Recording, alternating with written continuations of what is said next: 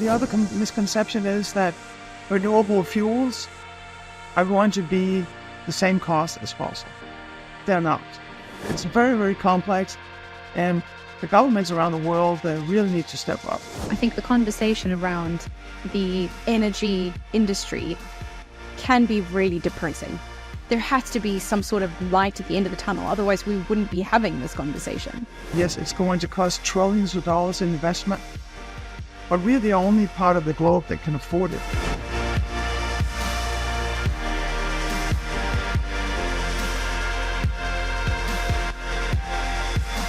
Hello and welcome to another episode of the Inspiring Industry podcast, where we share our conversations with leaders from around the globe. I'm your host, Danielle Champ, and in this episode, we're taking a look at sustainability in the oil and gas industry. Obviously, it's an especially controversial topic as the industry is under huge pressure to evolve into a greener and more sustainable sector. But what does that mean? And what are the implications for an industry that has so many other sectors built on it? Well, there really isn't anyone better to discuss the topic than an expert in the field. And today we're honored to be discussing today's topic with Henrik Rasmussen, the Managing Director for the Americas at Topsoe. Henrik graduated from the University of Copenhagen in 1989 with a degree in chemical engineering before relocating to the States in 1991. He has worked at Holder Topsoe for over 32 years and has held many technical and management positions for all Topsoe's business units. His technical expertise covers ammonia, methanol, and hydrogen plant industry, and specifically the redefining industry for both catalyst and technology. In the last few years, Henrik has been heavily involved in Topsoe's green and blue process technologies to produce renewable fuels, specifically green and blue ammonia, methanol, and hydrogen. Since 2007, Henrik has been the Vice President of Catalyst and Technology, with responsibility for Topsoe's catalyst and licensed technology business for the US, Canada, and the Caribbean. In early 2021, Henrik took on the role as Managing Director for the Americas and is responsible for Topsoe's business in North and South America. Topsoe, as I'm sure Henrik will share, is a leader in catalysis and process technology and pioneers hydroprocessing and emissions management. Although it was founded in Denmark, the business has grown to become a global advocate in and provider of technology and solutions for the energy transition. There is so much to unpack there, and fortunately, this isn't the first time I've had the pleasure of speaking with Henrik. He is an incredibly knowledgeable expert in the gas and energy industry, but with new legislation in place and Russia and Ukraine war having just reached its 2-year anniversary, and of course, global pressure for businesses to go green, can the industry keep up? Let's find out. Henrik, thank you so much for taking the time to speak with me today. We have so much to uncover and work through in this conversation. But I think to get the ball going, I'd love to know a little bit more about how you came to be in the energy and gas industry. I have such a broad overview of your career that started out with chemical engineering, and you've kind of progressed through Topsoe as well. But what brought you into the industry? What has your career looked like? Yeah. Well, I graduated all the way back in 89, so I've been in the business for 35 years. I worked for Topsoe in Copenhagen initially, transferred to the US in 91, where I then did a lot of plant startups and ammonia plants and refineries. And then over time, I sort of took over management roles in different parts of Topsoe, and today I manage Topsoe's activities in the Americas. So how did I get into it? Well, it's sort of always been an interest of mine to be in energy, chemistry interests me, design and engineering interests me. So it was sort of a natural thing for me after graduating to seek into a company that had that portfolio and was heavily into the energy sector. So it's been fun. It's been challenging. It's a great career. It still is a great business to be in. When you look at the energy business, it's really fueling well, no pun intended, but it is actually fueling the world and what we do as a global economy. If it wasn't for energy, we would not be where we are today. And I think with that, I mean, the sector itself has evolved massively, I can imagine, over your career span. What has been whether it's a piece of advice or an inner motivation to keep up with that evolution and to keep going as well? Yeah. To continuously be curious, always wanting to learn. This industry is continuously evolving, as you said, so we need to move with it. So I always say, listen to good advice. That sounds obvious, but really it's important that we understand and realize that we're not always the smartest person in the room. There's always someone that has better ideas, so we need to listen and incorporate those ideas into our daily lives and therefore sort of always maintain continuous improvements emphasis. We can always get better. We can always try to do things faster, better, more energy efficient, and therefore benefit what we do for our customers and their customers. So part of that is also, I think, having integrity. Tell the truth. It's pretty simple, right? If you tell the truth, as Mark Twain said, you don't have to have such a good memory if you just tell the truth. I think that's very profound, right? But it's true.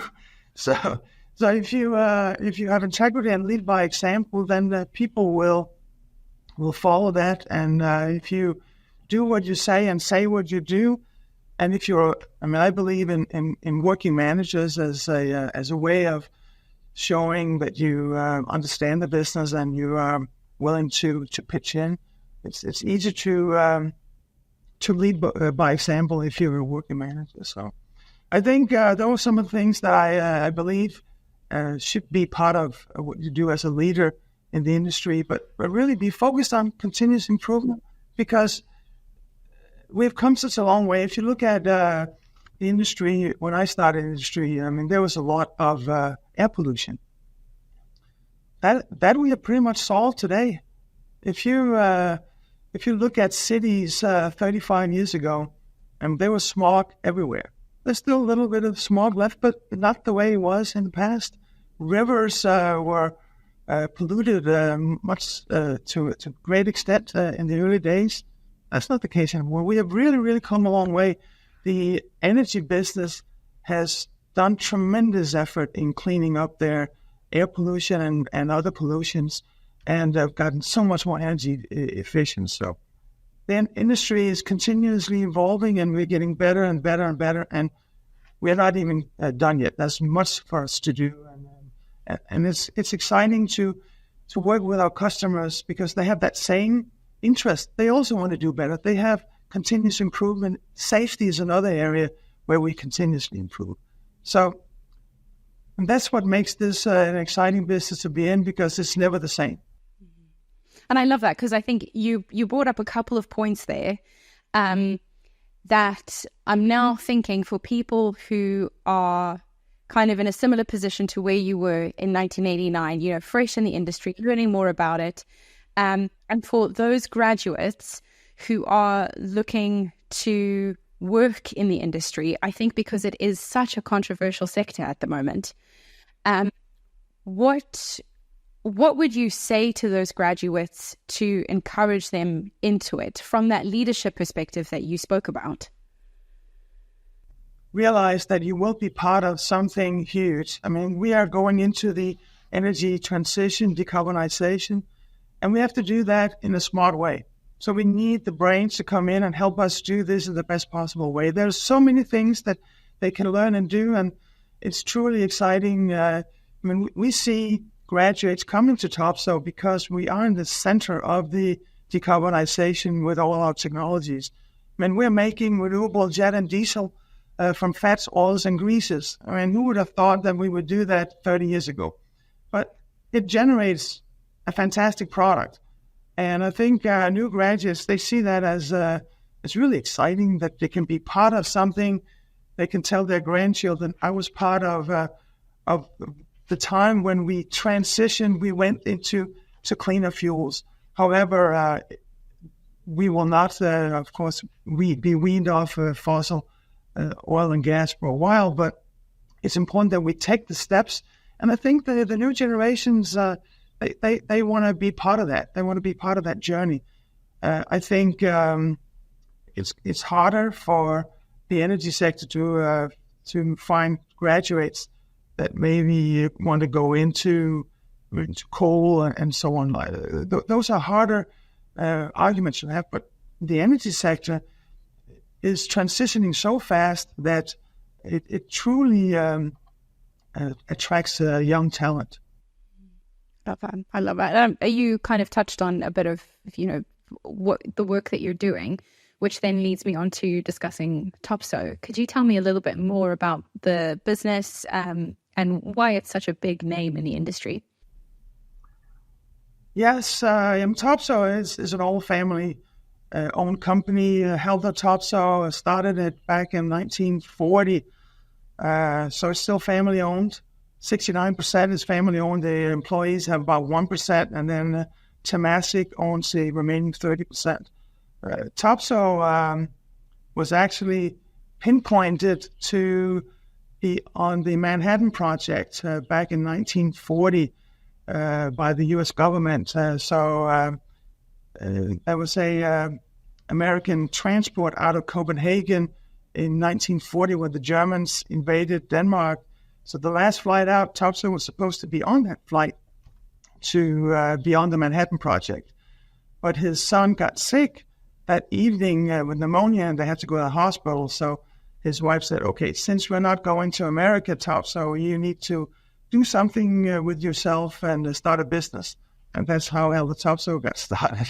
So it's an interesting story, right? And he realized already back then that in order to make their lives better, we need to make reactions and chemistry faster. How do you do that? Catalysis. So he really helped bring catalysis into industrial processes in order to make them more efficient. So his motto has always been that the corporate world itself does not make any sense unless it does something to better mankind and help condition the poor countries. And that's sort of been what we have been focusing on all these years, perfecting chemistry for a better world. So by doing that, having that vision, we've looked at all the main issues that has been facing the world for the past 75 years, starting with starvation, food shortage. So Topsoe went into building fertilizer plants, ammonia plants, all the way back in the 50s in Bangladesh and India, where there was tremendous starvation. And then, once you fertilize, you grow more crops, and that has certainly helped the global food supply. So today, more than 50% of the ammonia produced for fertilizer is produced with Topsoe technology. So Helder used to say jokingly that we're responsible for feeding 50% of the world's population. Maybe a little bit of a reach, but we certainly are part of the solution. Then we tackled acid rain with SCR technology from flue gases, from coal-fired power plants, SOx and SMOX. Get rid of that. We went into refining to make cleaner fuels. And now we're really focusing on decarbonization and new pathways to making cleaner fuels, renewable fuels, SAF, decarbonized hydrogen, decarbonized ammonia, which is also called blue ammonia and blue hydrogen, and then also green fuels and green ammonia. So you can see we're trying to find ways to use our fundamental skills in research to find solutions that sort of better mankind. I mean, it sounds a little corny, but that is actually what we're trying to do. And we spend about 9% of our revenue in R&D to continuously come up with better solutions, more energy efficient solutions, and help decarbonize them and do something better for the world. Love that. Thank you for sharing that, Henrik. There was something that you mentioned about sort of Helder Topsoe's original sort of ambition. to make sort of greener transitions more accessible, especially in developing countries. And I think that is, for me, that is such an interesting conversation, because I think when I look at sustainability conversations in Western countries, there is a lot of infrastructure involved. There's a lot of money that needs to go into developing a greener society.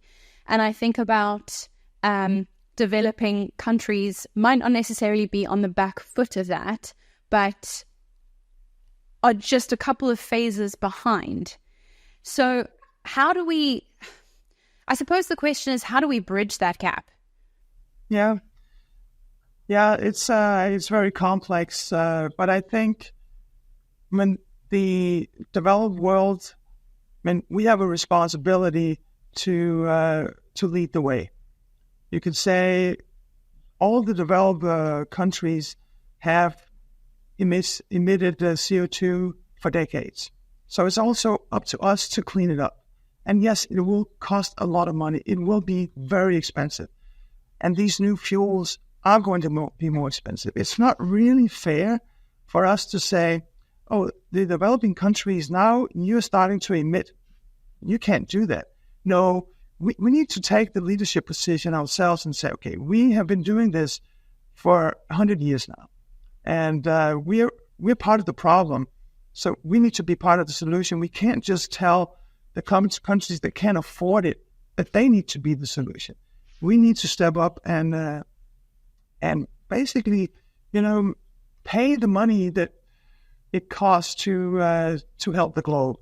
I mean, we can't expect the poor countries to step up. I mean, there are literally 2 or 3 billion people living on a couple of dollars a day.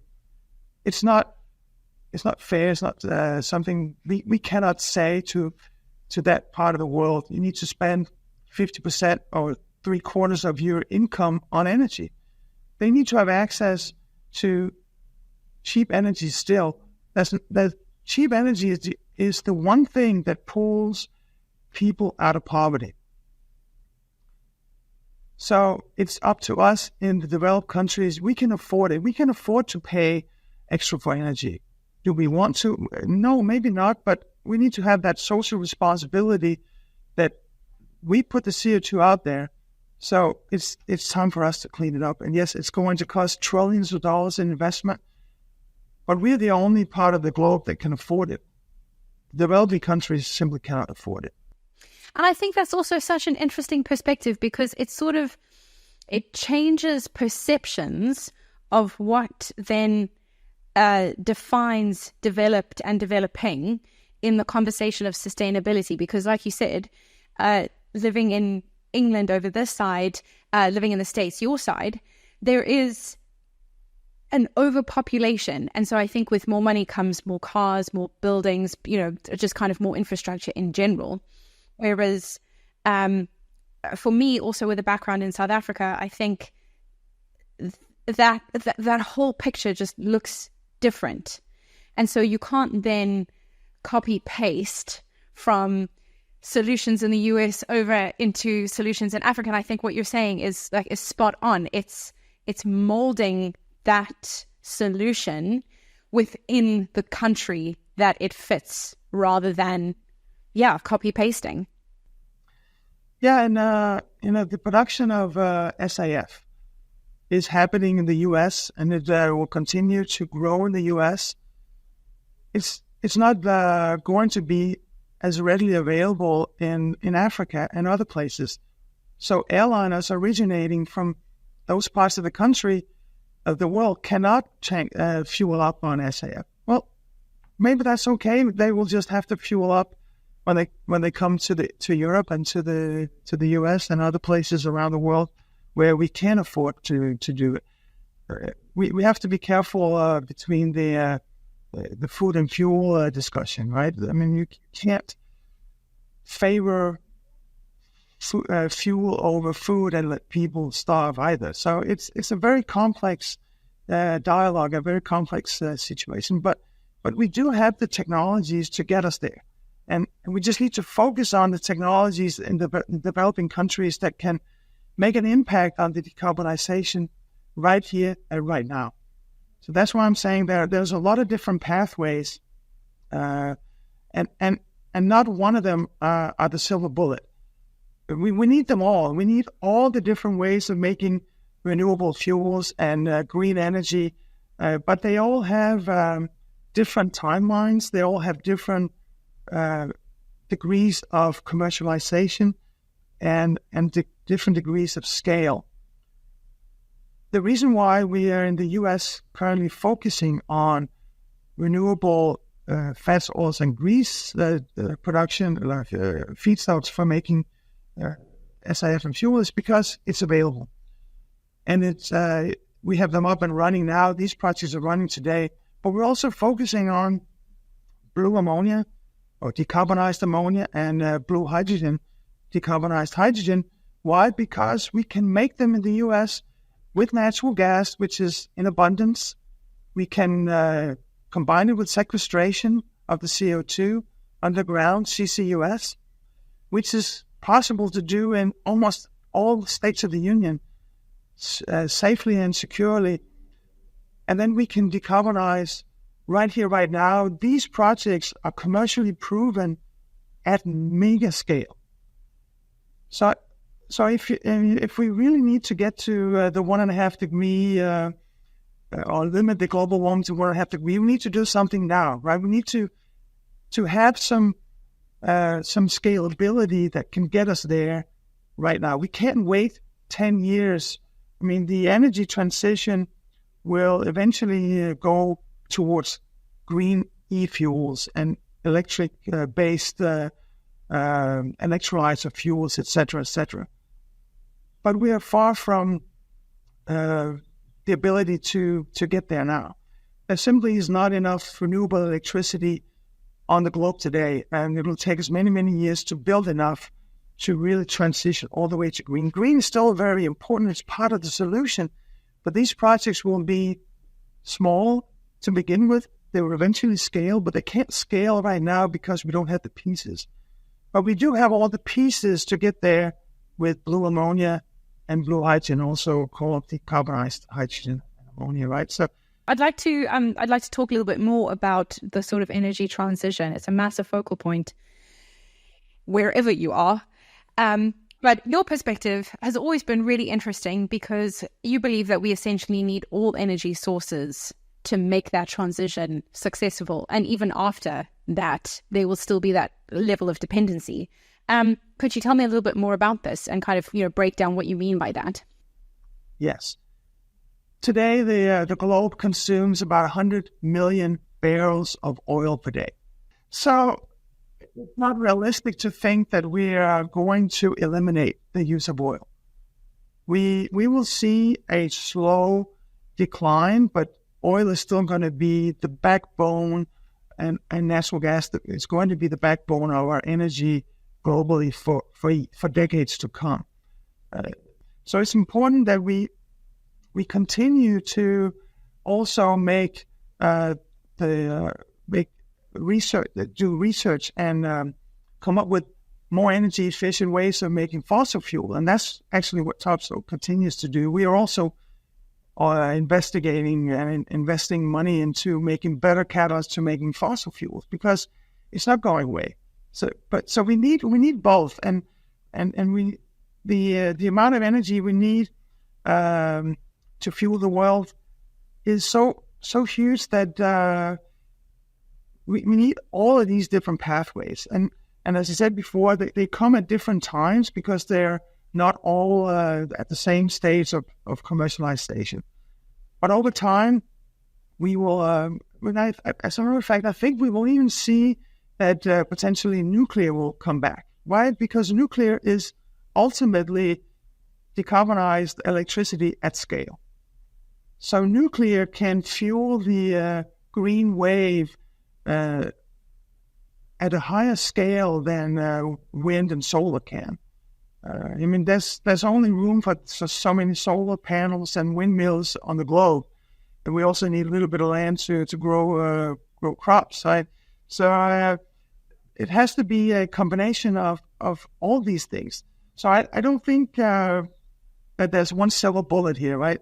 We have to look at all of these different pathways, all the different innovation, and there's no doubt there will be more innovations into the energy transition in the coming years that will take its place as well. I think, kind of as a follow-on from what you've just shared, I think the conversation around the energy industry can be really depressing, and it can be just kind of hopeless to an extent. But I think that's it. What do you feel that the biggest misrepresentation of this conversation is? Because it doesn't always, I think once you find a solution, once you take into consideration all the possible pathways, there has to be some sort of light at the end of the tunnel. Otherwise, we wouldn't be having this conversation. Well, for sure there is. But I think the biggest misconception is that, as I said, we're just about to phase out of oil and gas. And the other misconception is that renewable fuels are going to be the same cost as fossil. They're not even close. And it is a fact that without mandates, government mandates and incentives, these projects simply will not happen. I mean, our clients are doing a great job moving their decarbonization targets forward, but it is a fact that there needs to be a consumer at the end that is willing to pay more for energy. A good example is the SAF discussion. Airliners are saying, we want SAF. And the energy industry, oil refineries, and us as licensor, we're saying, well, we're ready to build them. We have the technology. We have done it before. We have 20 units running, making SAF and renewable diesel today. It's all proven. But no one's going to build those projects if they're not profitable at the end of the day, right? So the incentive needs to be there. The airlines needs to be willing to pay extra for the SAF, which means they need to be willing to pass on that cost to the consumer. We need to pay $20, $30, $40 more per seat, per ticket in the future. If we can get that going, then these projects will get financed, they will get to FID. But without that understanding that there is an additional cost, then the consumer and the producers can't get together. That there has to be that discussion globally. The financing community also need to be, if I will say, a little more lenient. Even if an airline signs a long-term offtake agreement for buying SAF, the financing community will say, well, an airline is not investment-grade company, so we will not invest, we will not finance the project because they may not be around for the next 20 years. So we got to get the airlines, the consumers, the financing community to sort of get together and say, okay, we want this to happen. And then we need the governments around the globe to put in the mandates and incentives for it to happen. Otherwise, we will still be talking about it in 5 years, Danielle, when if we meet again, right? So, but there are certain things that need to be in place. That technology-wise, we're there. We have all the pieces to make it happen, but we need the other pieces to be part of that equation as well. So the misconception is really that this is going to be easy. This is we're just going to wait for this to happen. It's going to be the same cost, and it'll just go fast. No, none of those parameters are correct. Right? It's very, very complex, and the governments around the world really need to step up. You can say that's really where the COP28 sort of makes a difference. It highlights those issues. It puts everyone on the same playing field. It puts target. What should we achieve? What should the goal be for renewable fuels and renewable energy going forward. So there is a target set by the global community, and then the governments in each country will have to work backwards and say, okay, how do we meet that target? What do we need industry to do in order to get there? And how do we get industry to do that? Well, that's where incentives and mandates comes in, and educating the public that, yes, it's going to be a little more expensive to go visit grandma in the future if you want to fly, right? I mean, it's really, that dialogue has to happen. Yeah, but I think you're spot on with that. And with that, you also mentioned policy as being crucial to assist with this transition. The Inflation Reduction Act was signed into law in 2022 by the Biden administration, and just, essentially, the IRA aims to encourage investment into green technology in the US. How is it impacting Topsoe? And I think, what are you seeing the benefits of this piece of legislation in the broader sector? The IRA is really a game changer. So we're fortunate, Topsoe is fortunate that we're sitting with a basket of technologies that is perfect for this decarbonization. And that's been recognized because we have really licensed the vast majority of these projects, both in renewable jet and diesel, blue ammonia and blue hydrogen. So this IRA has fueled the economy here by generating all these projects. And if you look at an energy job, it's well known that when you create one energy job in the U.S., for instance, you create another 6 or 7 jobs in subsequent industries such as construction, supporting industries to the energy job, also hotels, restaurants, and so on and so on. So it is a tremendous boost of employment, and we see that in the U.S., right? We're seeing unemployment at the lowest it's been for a very long time. So it has had the effect that was intended by the Biden government, generate tremendous growth in the U.S. It sets the U.S. up as the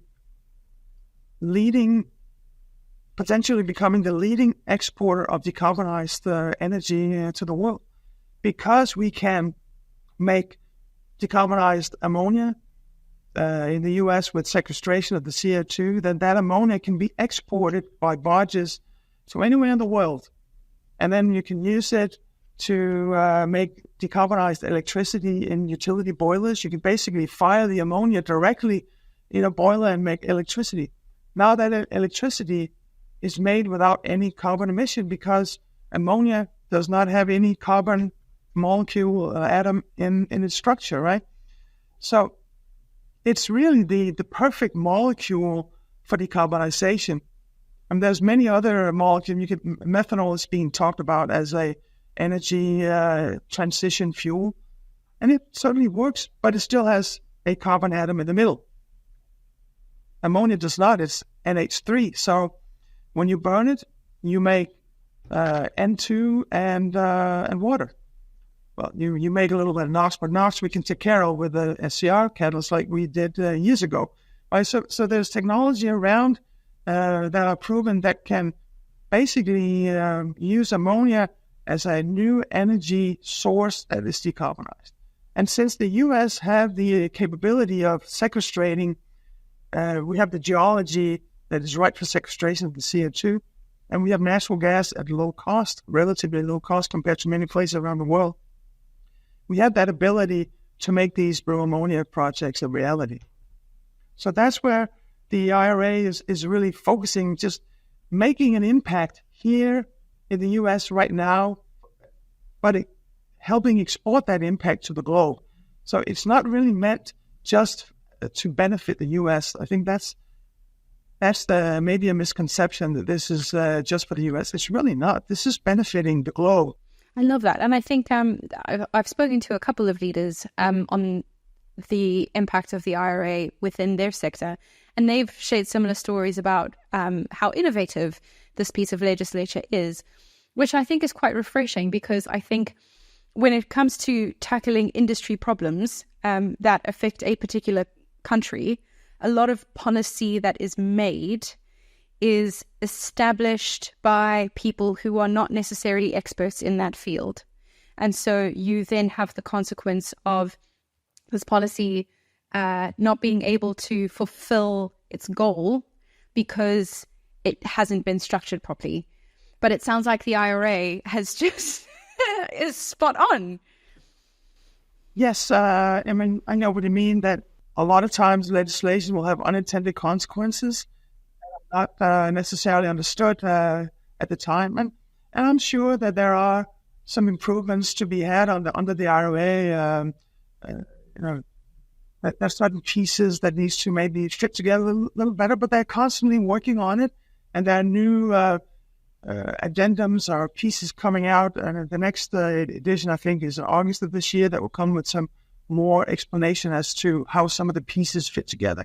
But generally speaking, I agree with you. I think it's a very, very good piece of legislation, and it's relatively simple to understand. If you make a product that helps the decarbonization, and your product has certain energy intensity, carbon intensity, well, you qualify for a certain amount of benefit. And the lower your carbon intensity is, the more benefit you get. So in principle, it's quite simple, and I think it's better to give incentives than mandates, generally speaking. It's sort of the carrot or the stick. And the U.S. is all about the carrot, and other places around the world, it's more sort of the stick versus the carrot. Yeah, I think with that, I'd like to talk a little bit more about COP28, which took place towards the end of 2023.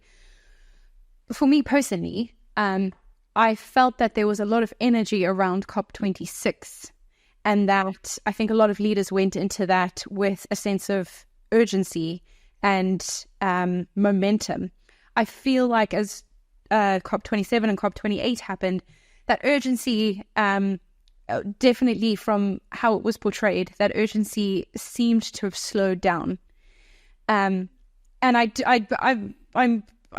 granted, I'm absolutely pessimistic about the kind of outcomes that I think global leaders have towards climate change in general.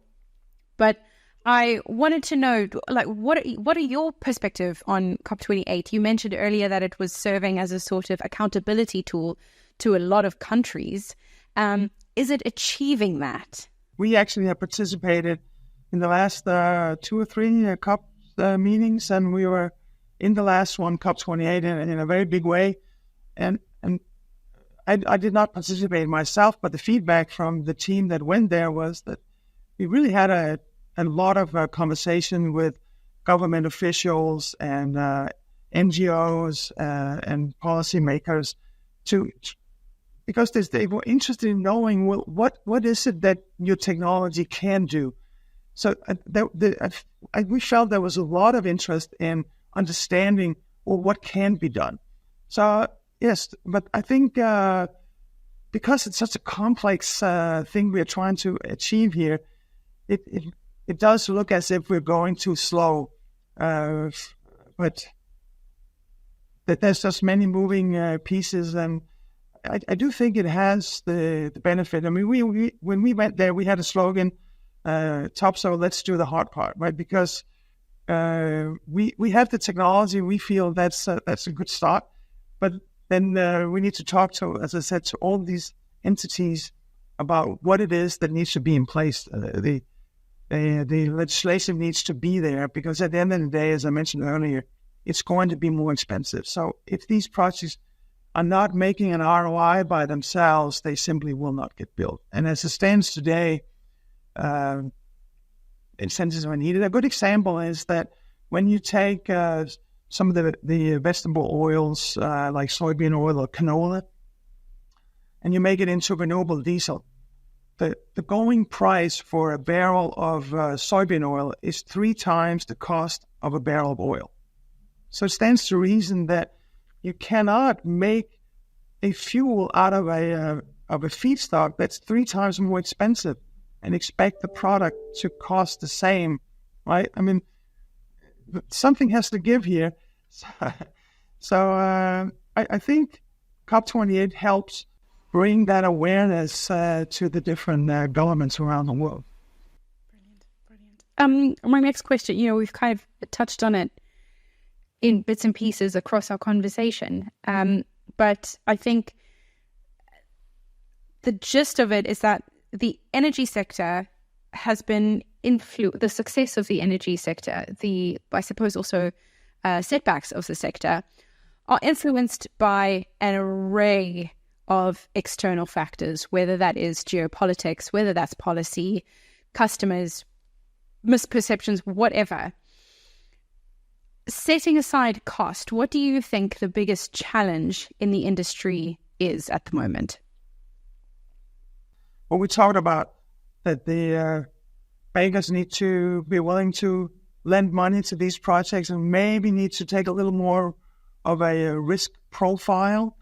I mentioned, I think, that the off-taker needs to be willing to sign long-term agreements. You cannot finance a project on a promise to buy the project for 1 or 2 years. You need to be able to say, we are buying this project for 20 years. And then we need the legislation to have a long-term view. You cannot just put in incentives for, say, 2 years. It's not going to work. The project horizon needs to be 5, 10 years at least. So the incentives needs to look at that same horizon. It takes 2 to 3 years to build the project. So by the time you make the decision to build it, if the incentives are only maybe a 2 or 3 year horizon, no one's going to build it because you don't know if once you have spent the money that the incentive is still going to be there. So it's very important with that long-term horizon, both from legislative point of view, but also from an off-take point of view. So let's say once we have all those in place, there are other factors that sort of limits how fast we can go, and that is the availability of the possibility of how many projects can we build at one time. How many big EPC companies, engineering, procurement, construction companies, are able to handle these projects? These are $2 or $3 billion projects, each one of them. So these companies can probably handle 2 at the time. The construction workers, it's going to be a limitation. I mean, field directions and the welders and construction workers that are putting all these projects together. I mean, in the U.S. Gulf Coast, I think there's about 140,000 skilled trades groups. They will all be occupied, right? And once they're occupied, and that may be 10, 12 projects that can happen in a given time frame, well, that sets the limitation as how many projects we can build at one time. So that's why I'm saying it's such a complex situation. There's so many factors influence this. But the starting point is that we need to have legislation, we need to have long-term offtake, and you have to have capital that is willing to be invested so that the project makes sense. And then the next layer of complication is, well, how fast can we build them and how many can we build at one time? And that's certainly a limitation as well. Perfect. And I mean, this kind of leads on to my next question, another influencing factor. I don't know whether it will, but I suppose this is why I'm asking it. The US has the elections coming up. What do you think the outcome, or how do you think the outcome of the elections, whichever way it sways, will influence growth within the energy sector? It's a great question. I think, generally speaking, every time there is an election in any country, one should expect that there will be policy changes that will impact the industries, including the energy industry. And I think that will happen again here, whether it's going to be the Republican or the Democrat that takes the chair again, there will be some changes. I think the IRA, when it was put in place, as you may recall, did actually have bipartisan support. So I think the IRA will stay in place. Will it get modified? Maybe it'll get tweaked. I'm not sure what will happen, but I think there is a general consensus in the U.S. that this is something that is needed. The energy transition is needed. Decarbonization is needed. So I don't think it'll go away. For sure, I can say that Topsoe is committed to the journey with our customers, and our customers are committed to the journey as well. So we will certainly stay the course, and I know our clients in the energy field will stay the course. They set long-term goals on what they need to do and where they want to be in 20 years from now in terms of decarbonization. So I think the IRA will be there in some form or fashion, and I think the customers will take the journey. It's part of the ESG type program, and as I said, Topsoe will be there to support our customers in that journey. Brilliant. Henrik, throughout our conversation, I think a lot of your responses have been very positive, and I think very set in an optimistic outlook of the future of the industry. So I'd love to know, what are your hopes for 2024? I think for 24, a few things I'm really hoping will happen is that additional states will get primacy. Primacy is the ability issued by the federal government for the local governments to issue Class 6 permits. Class 6 permits are the permits that will allow companies to sequestrate the CO2 underground in a safe environmental fashion and manner. So today only Louisiana has the primacy permit, so they can issue those wells.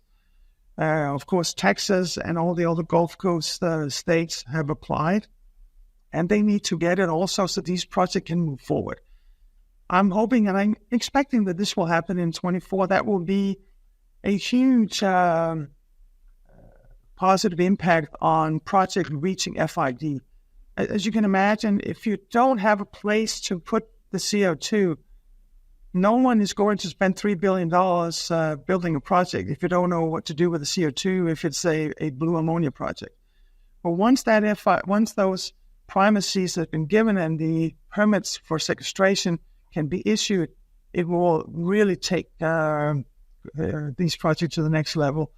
And as I said, these projects will have a huge impact on the decarbonization at scale because of the magnitude of these projects.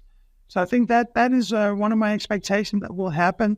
I think I'm hoping that we can help educate the public that as we do this, yes, there will be an impact on prices as well. But we have the ability to do it.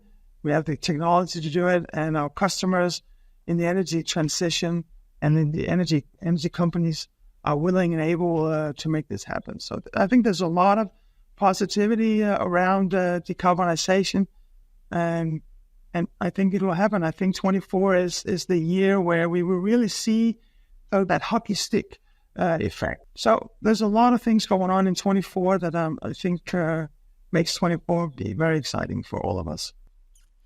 When it comes to innovation in the industry, what are you most excited about?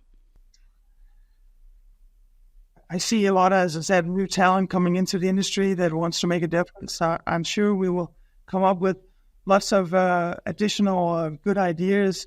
I think we will see the type of electrolyzers, SOEC and electrolysis in general will continue to evolve.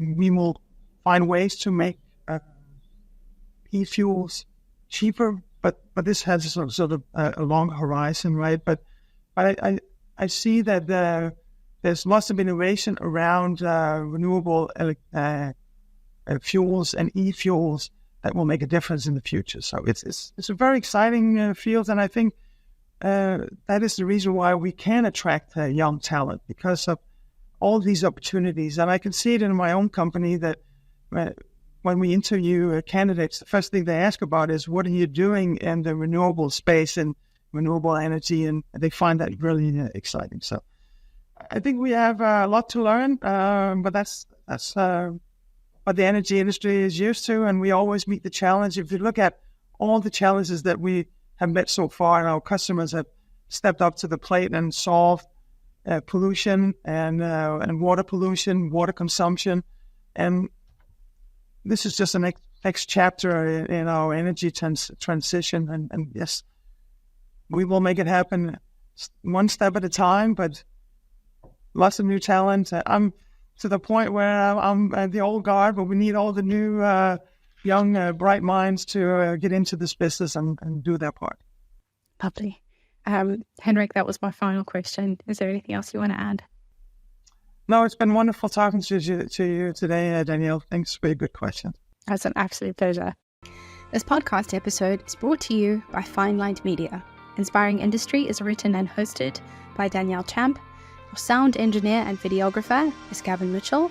Lee Prothero is our creative lead, and he's joined by Jamie Alvin, our graphics designer. Rosie Clegg and Sarah Rudge are our digital marketing executives.